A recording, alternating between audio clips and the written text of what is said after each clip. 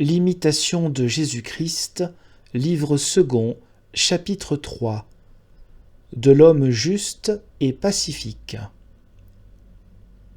Commencez par bien établir la paix en vous-même, et vous pourrez ensuite la procurer aux autres.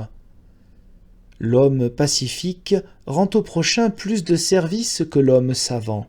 L'homme passionné croit aisément le mal et change même le bien en mal. Mais l'homme juste et pacifique tourne tout en bien.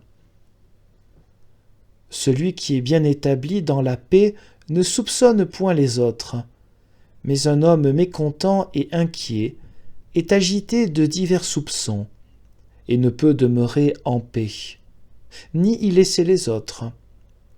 Il dit souvent ce qu'il devrait faire, et il ne fait pas ce qu'il lui serait expédient de pratiquer. Il considère ce que les autres doivent faire, et il néglige ce qu'il est obligé de faire lui-même.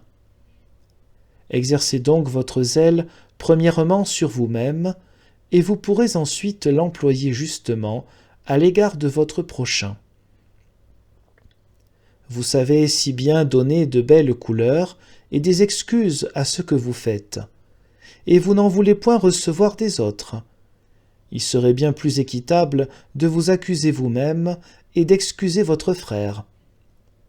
Supportez les autres si vous voulez que l'on vous supporte. Voyez combien vous êtes encore éloignés de la véritable charité et de la vraie humilité, qui ne sait ce que c'est que de se mettre en colère et de s'indigner, sinon contre elle-même. Ce n'est pas une grande vertu de vivre avec des personnes douces et paisibles, car cela plaît naturellement à tout le monde. Chacun est bien aise de vivre en paix, et nous aimons davantage ceux qui pensent comme nous. Mais c'est l'effet d'une grande grâce et d'une vertu mâle et héroïque de pouvoir vivre paisiblement avec des personnes dures, mauvaises, déréglées ou qui nous contredisent. Il y en a qui se maintiennent dans la paix et qui la conservent avec les autres. Il y en a qui ne sont point en paix et qui ne peuvent y laisser les autres, et qui, étant insupportables aux autres, le sont toujours davantage à eux-mêmes. Il y en a aussi qui, se conservant dans la paix, tâchent d'y ramener ceux qui ne l'ont plus.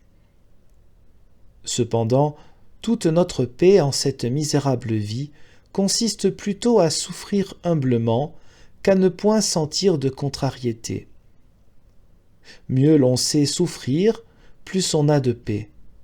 On se rend par là vainqueur de soi-même, maître du monde, ami de Jésus et héritier du paradis.